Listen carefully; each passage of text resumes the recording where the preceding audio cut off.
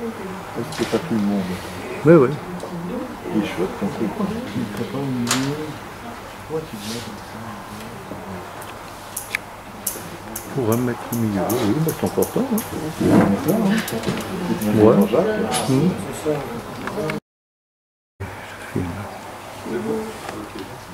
Quand tu filmes, tu me dis que je dis pas de bêtises.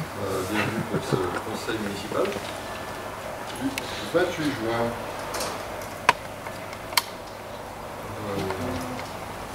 Manifestation. On n'entend rien là. Je vois qu'il manque 2, 3 personnes. Est-ce qu'il y a des retardataires? Oui, peu de retard. Il est retardataire? D'accord. Nous avons 2 pouvoirs. Un de Fabre Laetitia donné à Catherine Raval et un de Natacha Dumas, qui s'excuse, enseignante Bouchon, donné à Véronique. Voilà, Véronique Werner-Berger. On dit qu'on n'entend rien? On peut continuer. En principe, en point 2, je vous propose l'approbation du dernier PV du Conseil municipal. On s'est aperçu qu'il n'avait pas été envoyé, on s'en excuse. Donc, ce PV sera envoyé demain sans faute. Il s'agit du PV du 29 mai. Il y a un bruit de parasite. Petite question, on s'en est aperçu il y a 5 minutes, c'est ça? De quoi? Que le PV n'avait pas été envoyé. Non, je n'ai pas aperçu il y a 5 minutes. On aurait pu l'envoyer alors. On aurait pu l'envoyer, mais malheureusement, les élections nous ont pas mal accaparé. Et ça a été, ces 2 dernières semaines, assez folklorique, mais on a tenu nos engagements par rapport aux élections, c'était important aussi. Donc, encore une fois, il sera envoyé demain. Ah voilà, M. Burtin. Pour ce qui est du secrétaire de séance, je propose Philippe Exarchon-Monard. C'est bon? Ok, qui accepte. Et à mon propos liminaire, je vous avise que concernant l'ordre du jour, le point 1 sera raboté puisque j'y supprime la création d'une nouvelle commission. On n'est pas tout à fait dans les clous de ce que l'on voulait, donc on va s'en tenir à la composition des commissions municipales.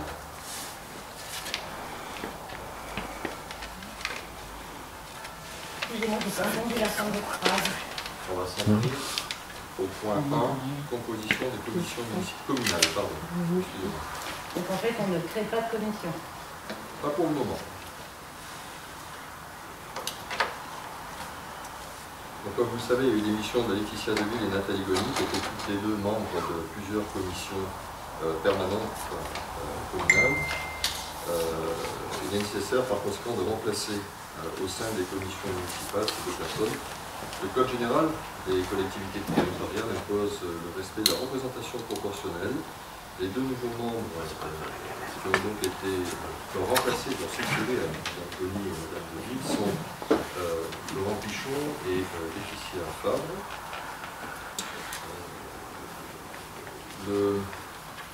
Les désignations en principe doivent avoir lieu à bulletin secret, comme c'était le cas lorsqu'on l'avait fait en juin 2020. Néanmoins, je vais vous proposer la même chose que l'année dernière, conformément à l'article L 2121-21 du Code général des collectivités territoriales. Le Conseil municipal peut, à l'unanimité, ne pas procéder à l'élection à bulletin secret, mais à l'élection des membres par vote à main levée. Est-ce que ce mode de vote vous convient, sachant qu'il s'agit de remplacer des personnes de la liste majoritaire et qu'il n'y a pas d'élection de refonte des commissions? Je vous remercie. Je vous propose donc, pour remplacer Madame Goni, qui était aux commissions finances personnelles, jeunesse et affaires scolaires, Laurent Pichon sur... Attendez, je recommence. Je vais lui prendre autrement. Madame Goni était sur les commissions finances personnelles, jeunesse et affaires scolaires, Madame Deville sur les commissions communication et numérique, urbanisme, développement durable et environnement.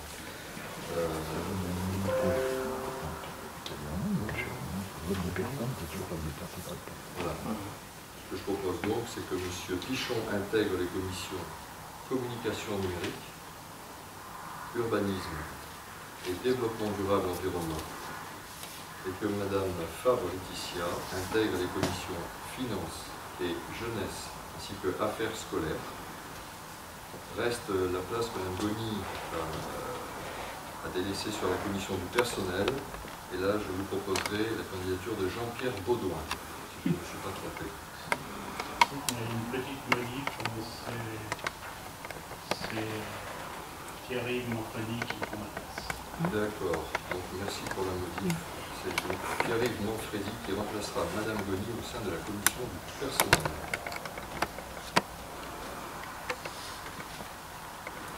Ok. Est-ce que nous pouvons voter à main levée pour savoir si ces désignations ou propositions sont adoptées? Qui est contre, s'il vous plaît? Qui s'abstient? Je vous remercie. Est-ce qu'on pourra avoir une liste à jour des personnes qui sont dans les différentes commissions de compte rendu, s'il vous plaît? Vous aurez bien sûr la liste à jour et une nouvelle composition des membres des commissions municipales. D'ailleurs, à ce sujet, je crois qu'un document que vous avez envoyé n'était pas totalement complet, mais il sera complété. Nous allons passer au point 2. L'élection des membres du CCAS. Alors là, la même problématique engendre les mêmes conséquences. Les démissions de Mesdames Goni et Deville ont entraîné l'impossibilité du CCAS, il est possible de fonctionner pour le CCAS. Le conseil d'administration, tel qu'il a été créé par la délibération du 8 juin 2020, comprend le maire qui est président de droit, 4 membres élus au sein du conseil municipal, il s'agit donc d'élus, et 4 membres nommés par le maire parmi les personnes dites qualifiées hors conseil municipal. En cas de vacance, pour quelque motif que ce soit, le principe de la parité entre les membres élus et nommés impose que les intéressés soient remplacés, et ce remplacement, bien sûr, court pour la durée restante du mandat en cours. Pour ces raisons, Mesdames Goni et Deville doivent être remplacées suite à leur démission, et les sièges vacants sont pourvus par des conseillers municipaux de la liste qui a obtenu ces sièges, qui sont choisis dans l'ordre de présentation de la liste. Étant donné que nous avions une liste de 4 élus, et que sur 4, il y en a 2 qui ont démissionné, et qu'il n'y a pas de suivant sur la liste, on est obligé de refaire des élections. Voilà. Lorsque cette dernière ne comporte plus de nom, le ou les sièges laissés vacants sont pourvus par les candidats et de la liste ou des autres listes. Et comme il n'y avait pas d'autres listes, il n'y a plus de candidats. C'est pour ça qu'il faut procéder à une nouvelle élection de tous les membres élus au CCAS. Pour cette raison, je vais devoir demander si vous avez établi des listes, donc on veut bien, on va les remettre. Est-ce qu'on pourrait avoir la date de démission de Mme Deville et de Mme Goni, s'il vous plaît? On pourra vous les donner dans le cadre du compte rendu.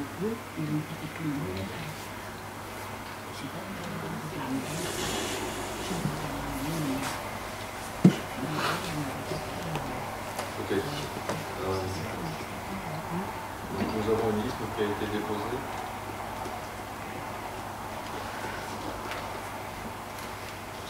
Ok, donc est-ce qu'il y a une deuxième liste, s'il vous plaît, qui serait déposée pour les membres du CCAS? Non.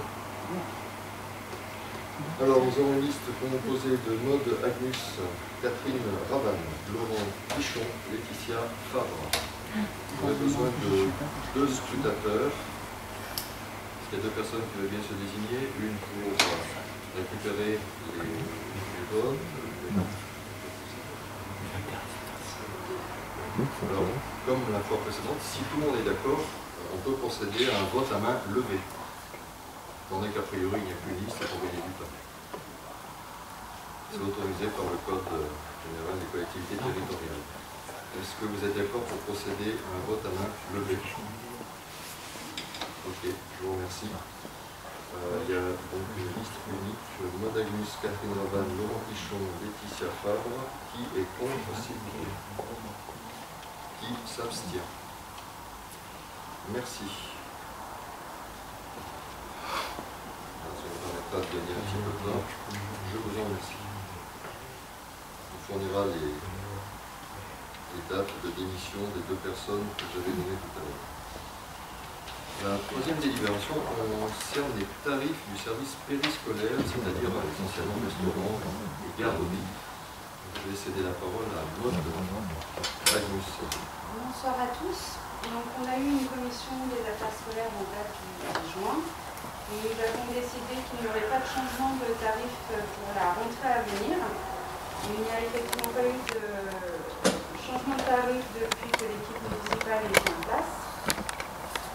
Je précise que ces tarifs n'ont pas augmenté et n'augmenteront pas cette année malgré la crise sanitaire et les nombreuses mises en place des protocoles, des changements d'emploi du temps, etc. Donc, ces tarifs sont applicables à partir de la rentrée scolaire 2021-22 et le resteront jusqu'à ce qu'une nouvelle délibération vienne abroger celle-ci. Vous aviez reçu l'équipe les tarifs par le biais de la commission des affaires scolaires. Vous les avez reçus, je crois, aussi en pièce jointe de la convocation ce soir. Du coup, est-ce que vous voulez quand même que je vous rappelle les tarifs? Est-ce que c'est bon pour tout le monde? En sachant qu'il y a eu des changements depuis les 2 dernières années, depuis 2019.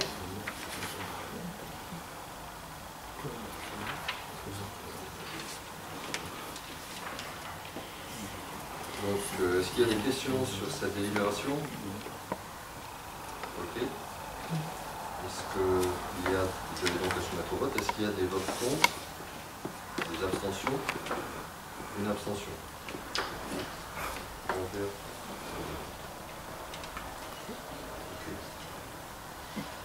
Donc, elle est pas double.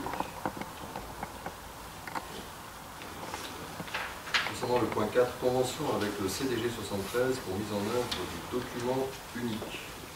Alors, je ne sais pas si vous vous souvenez, on avait déjà parlé auparavant. Vous avez tous reçu en principe la convention type dans les pièces jointes à votre convocation. Vous avez donc la convention d'assistance à la réalisation et au suivi du document unique. Je peux simplement vous dire que c'est une obligation dans le cadre du Code de travail, l'article 41-21-3, l'obligation de l'employeur de conserver un document qui transcrit l'ensemble des risques et des résultats liés à l'évaluation de ces risques professionnels liés à l'activité. Le CDG donc, a mis en place un service prévention des risques professionnels qui est chargé, entre autres missions, d'apporter un appui technique aux collectivités, complémentaire à la médecine du travail, et ceci en matière d'hygiène et de sécurité au travail. La convention que je vous propose de m'autoriser à signer, dont vous avez reçu copie avec la convocation, précise les modalités de cette assistance à l'élaboration du document unique et à son suivi. Est-ce que vous avez des questions sur ce sujet? On pourra préciser que les tarifs sont indiqués à l'article 7. Pas de questions, je vais donc soumettre au vote. Qui est contre cette délibération? Qui s'abstient? Merci.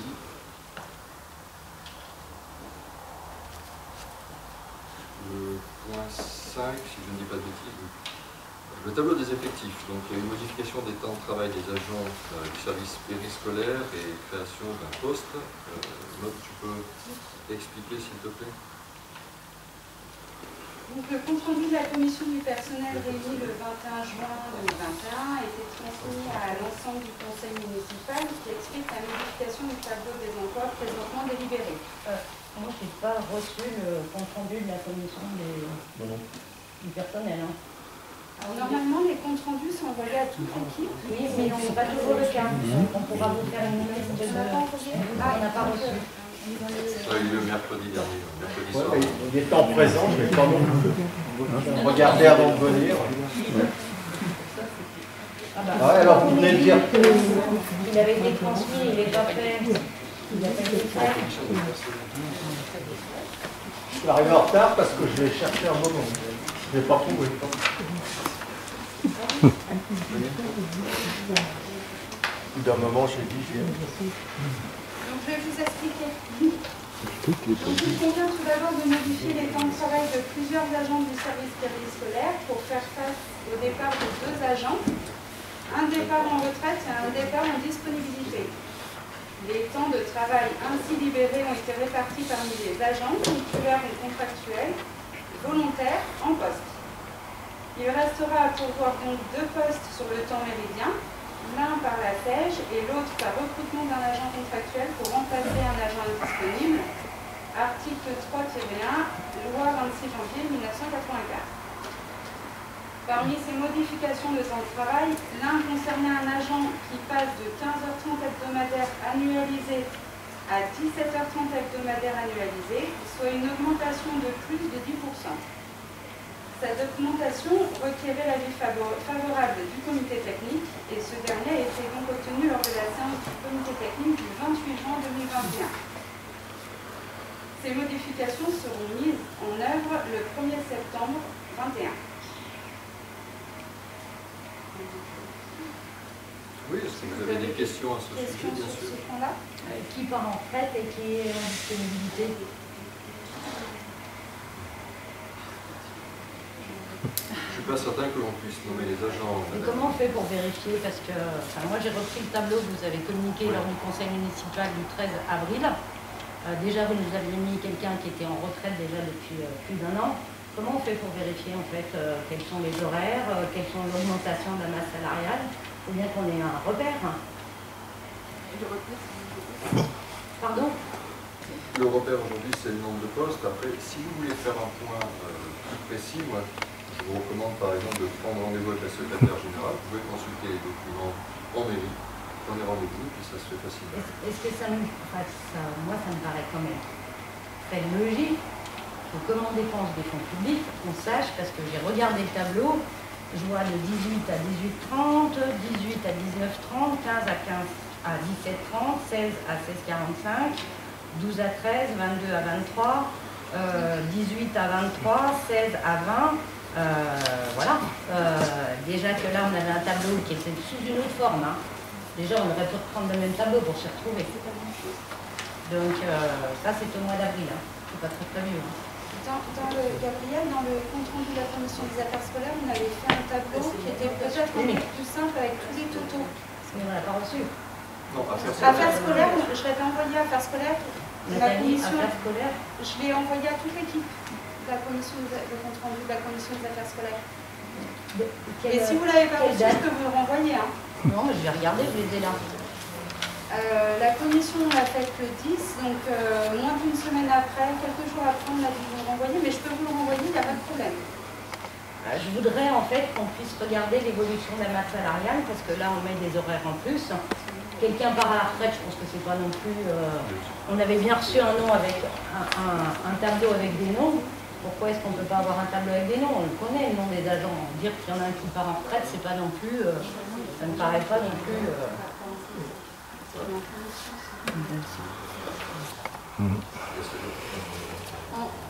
Gabriel, en fait, on ne peut pas nommer les gens au conseil municipal, mais en commission des affaires scolaires, si. Donc à ce moment-là, je ne sais plus si dans le compte rendu on l'a noté, mais en tout cas, on peut s'en parler après. Et puis Nathalie, je pense que vous avez les noms. Oui, oui. On peut très bien reporter le vote puisqu'on n'a pas tous eu l'information pour ce tableau. Donc, il a été le compte rendu des affaires scolaires, il a été envoyé le 17 juin. Oui, mais c'est une commission du personnel qu'on discute de ces choses-là. Non, mais je disais que par contre, il fait des affaires scolaires.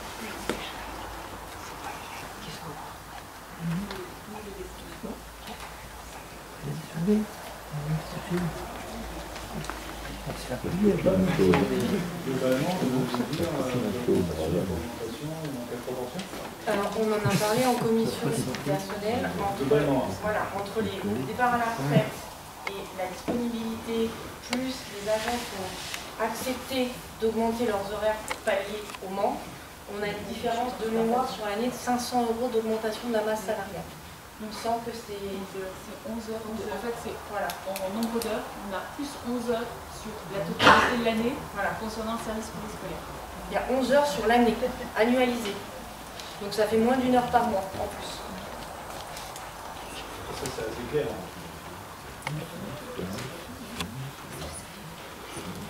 Ensuite, sur ce tableau, vous n'avez jamais vu parce qu'en fait, il n'existe pas, enfin, il n'existait pas avant. Vous aviez des délibérations qui étaient prises au fur et à mesure et qui modifiaient un tableau des effectifs qui n'était jamais donné en totalité. Là, voilà, pour que vous ayez toutes les données en main, je vous ai donné tous les agents. Alors évidemment, je ne peux pas mettre de nom en face. Je suis désolée, mais normalement, c'est pas autorisé, c'est pas public. Par contre, quand on parle d'un poste d'adjoint administratif, telle place, etc., on est censé savoir à peu près qui c'est, mais si vous voulez savoir, vous venez me voir, il n'y a pas de souci, moi je laisse. On en parlera ensemble. Merci Cécile pour la réponse, mais je pense que la personne qui a posé la question n'écoutait pas. Je suis désolée, pardon. Donc pour résumer, c'est un nouveau tableau et on ne peut pas faire figurer les noms des personnes dessus en conseil municipal. Voilà. Donc c'est 2 agents en fait du service périscolaire. Enfin, il y en a un qui s'en va et une autre qui part en retraite. Voilà, une qui part en retraite qui était contractuelle, qui n'était pas un agent titulaire, et un agent titulaire qui part en disponibilité. Voilà. Et ces 2 agents sont à remplacer. Pour un total de 26h30. 13h et 13h30. C'est hebdomadaire. Annualisé.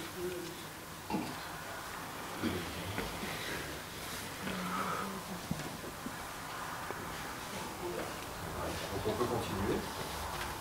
Donc le point de l'agent responsable du service périscolaire est actuellement à 22h30 hebdomadaire annualisé. Cependant, elle effectue actuellement des heures complémentaires en raison de la crise sanitaire, avec une adaptation du service aux différents protocoles depuis mars 2020, de la prise en main du service, de préparation et de réunion, notamment les commissions des affaires scolaires. La crise sanitaire étant a priori terminée et l'agent ayant désormais 1 an d'expérience dans ses fonctions, il est nécessaire d'ajuster le temps de travail de cet agent en prenant en compte les heures de réunion et de préparation des commissions affaires scolaires. Il est donc proposé d'augmenter le temps de travail de la responsable du service de 40 heures, soit environ 1 heure hebdomadaire annualisée. Cette modification interviendra le 1er septembre 2021. Vous avez des questions? Elle faisait combien d'heures pour l'instant? 22h30. Et elle passe à 23h30. Hebdomadaire annualisée. Si c'est la responsable du service, elle avait déjà été augmentée en horaire quand on a mis en place les protocoles qui étaient très sévères à l'époque en 2020 pour le Covid. On avait déjà augmenté ses horaires.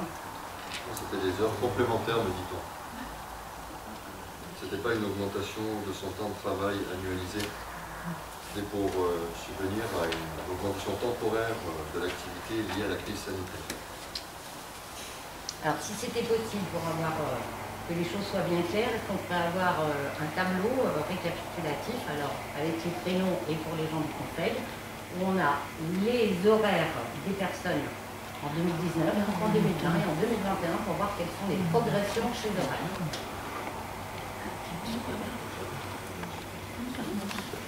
Et bien entendu, l'augmentation de la masse salariale qui va avec.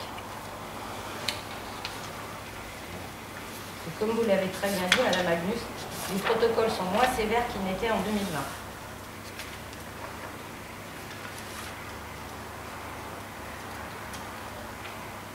Est-ce que vous avez des questions?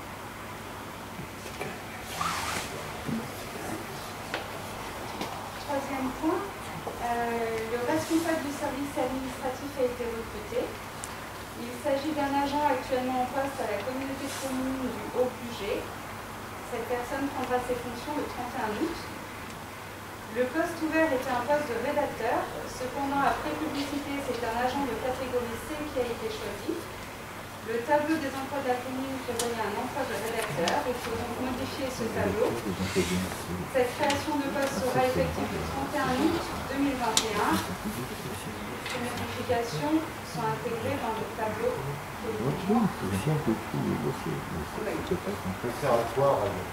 Forcément. C'est les niveaux de grade. Il y a grade A, B et C. Et donc A et B, ce sont des niveaux cadres. B, c'est cadre interne. On recrute la personne sur un poste de responsable administratif.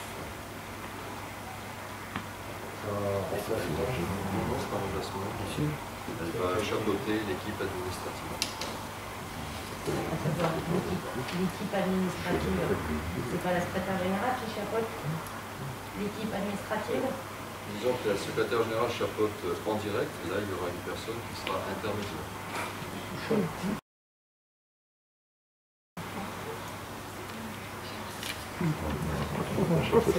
Effectivement, c'est pas une création de poste, mais dit-on, un transfert, si vous avez bien entendu. C'est-à-dire qu'avant, on a quelqu'un qui était en rédacteur, et là on passe à la catégorie C. Ouais, c'est ça. Logiquement, sur un pays même inférieur, etc. C'est con.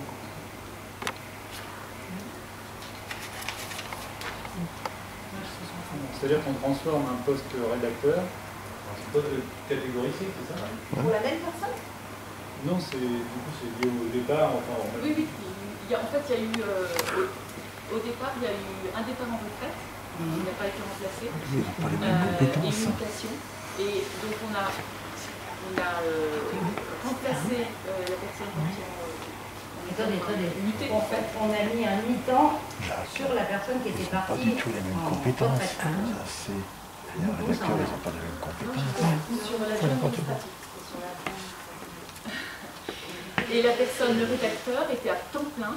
Et ce poste, comme on n'a pas réussi à trouver, enfin, en tout cas la personne qui nous convenait n'avait pas le grade de rédacteur, elle avait juste un grade d'adjoint administratif, on la prend toujours sur le même poste, enfin sur un temps plein, mais par contre on est obligé de supprimer le poste de rédacteur et de créer le poste d'adjoint administratif qui n'existait pas. Et en fait, au total, on reste exactement au même effectif. Voilà. Et ça avait été discuté en commission du personnel en février. C'est pas le même salarié.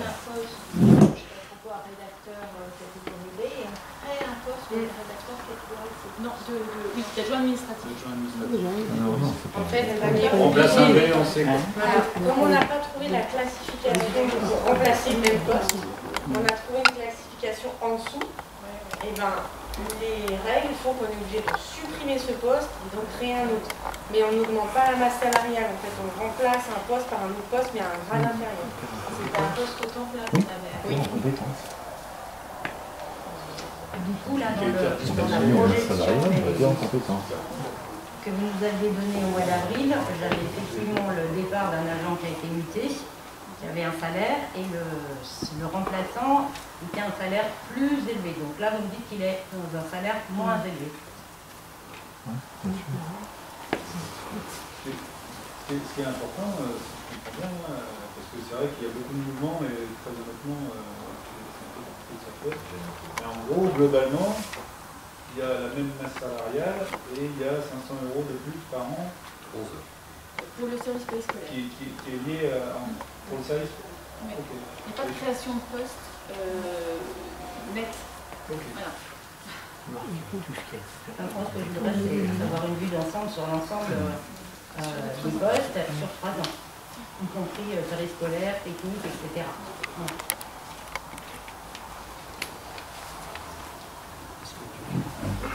D'accord, donc je soumets la délibération au vote. Qui est contre, s'il vous plaît? Qui s'abstient? Moi, j'ai pas assez d'éléments et je sais pas ce que ça donne, donc je veux ça. Je suis désolée. Alors, je recommence. Qui est contre? Madame Coleren. Qui s'abstient? Monsieur. Je suis pas sûre qu'il y ait beaucoup de gens qui comprennent. Ça reste déjà. Il y a beaucoup de gens. Il y a des règles qui sont effectivement. Qu'est-ce qu'elle dit? Je suis pas sûr qu'il y ait beaucoup de gens qui comprennent. Moi, j'ai très bien compris. Compris que quelqu'un qui a moins de compétences, c'est celui qui vient de. Vous donner un sentiment ayant assisté à plusieurs réunions du personnel, ce qu'il faut quand même se dire, l'ensemble du conseil municipal, c'est bien savoir la perspective par rapport à cette masse salariale. Est-ce qu'on sera bon ou pas bon? Je ne dis pas qu'il faut mettre plus ou qu'il faut mettre moins, mais ce qu'on a un peu de mal à pressentir, c'est sur le temps, le fonctionnement de tout ça, quoi. Je trouve que ça manque un peu de perspective, qu'il n'y ait pas une personne dans ce conseil municipal qui a une perspective un peu plus haute là-dessus et qui a une vision sur quelques années, quoi. Voilà. C'est quand même une affaire. Non, mais je n'ai pas terminé, donc on va dire affaire à suivre. Voilà, c'est tout. Je conclurai comme ça un sentiment de affaire à suivre. J'espère qu'on est dans la bonne marche. Merci, M. Burtin. J'ai une question aussi par rapport aux finances. Madame Dumas reste à son poste. Il n'y a pas de changement pour Madame Dumas, Natacha Dumas. Elle reste à son poste de conseillère déléguée. Ah oui. Merci. Donc pour ce qui est des informations diverses, je voulais vous informer que l'installation de caméras de vidéoprotection avait débuté sur Mouxy. Les travaux devraient durer environ 2 à 3 semaines selon leur charge de travail, puisqu'ils ont apparemment pas mal de chantiers sur le territoire. Et voilà, c'est tout pour moi. Moi, j'avais une question concernant l'urbanisme. Il y a eu une préemption qui a été faite pour M. Monachy sur un terrain que souhaitait acquérir M. Monachy, qui est pour M. Yves-Berthier-Maurice. Logiquement, quand on fait une préemption, quand la mairie fait une préemption, il faut qu'il y ait un projet avant. Et là, je n'ai vu aucun projet discuté ni en commission urbanisme, ni en commission travaux. Tu me confirmes, Nicolas, sur ce dossier de préemption. Donc, pour moi, c'est pas fait dans les règles. Je voudrais juste des explications complémentaires. Alors, effectivement, on pourra les donner dans le cadre de la prochaine commission urbanisme, puisque ça va être la commission urbanisme. Mais je vous ai déjà posé la question. Hein. Je vous ai déjà posé la question. Ça fera l'objet du prochain ordre du jour.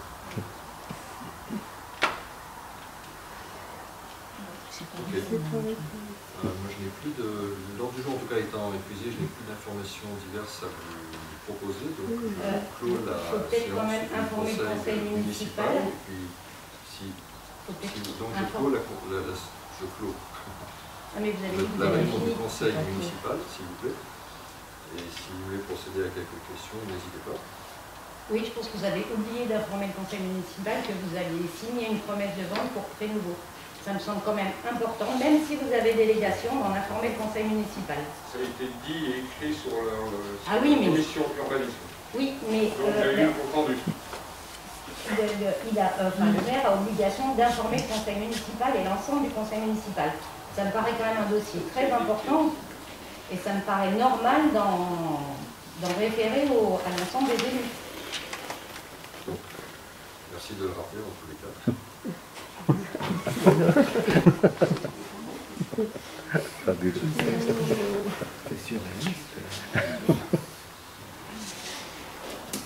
Il y a deux conseils municipaux. Il y a le conseil de l'urbanisme, il y a le conseil de... Je voulais juste remercier les personnes qui sont impliquées pour les élections, parce que ça n'a pas été une mince affaire d'organisation, compte tenu de ce scrutin double. Et un premier merci au personnel de la mairie, qui a eu du mal à tout organiser. J'avoue que ça a été bien compliqué, mais vous êtes arrivés avec succès. Et puis merci à toutes les personnes qui sont venues tenir les bureaux, parce que sans la participation de tout le monde, ça n'aurait pas pu fonctionner comme ça. Voilà. Et y compris à certains moussards qui sont venus, enfin d'autres personnes, je veux dire, que des élus, qui sont venus à la fois pour tenir les bureaux et à la fois pour les dépouillements. Merci Pierre-Yves. C'est important de le dire. On a fait plusieurs remerciements sur notre site Facebook. C'était important de le faire aussi au niveau du conseil. Merci à tous, je vous souhaite une bonne soirée et j'espère que la France gagnera pour le match de foot. il ne va pas tarder à débuter pour ceux qui sont fans de ballon rond.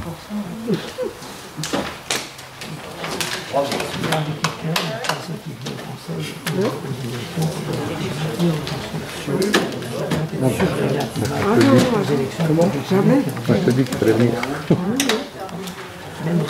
Qu'est-ce qu'on raconte?